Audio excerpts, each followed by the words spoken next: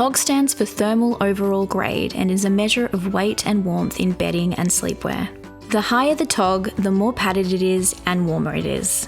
The lower the TOG, the lighter the fabric and the cooler it is. Using the TOG system to dress your little one for sleep means that you can rest easy, knowing they are not going to be too hot or too cold. Using your free room thermometer and how to dress guide, check the temperature of the room. Then run your finger down the chart to find the pouch and layer combination that best suits your child. So I can choose from a few different layering options depending on what pouch I have on hand.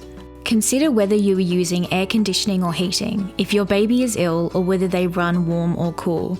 Try and adjust their layers accordingly. Still not sure? To check if your baby is too warm or too cold, touch the back of their neck, which should feel warm and dry. Their fingers may feel cold if they are sleeping arms out, but this does not mean their body is cold.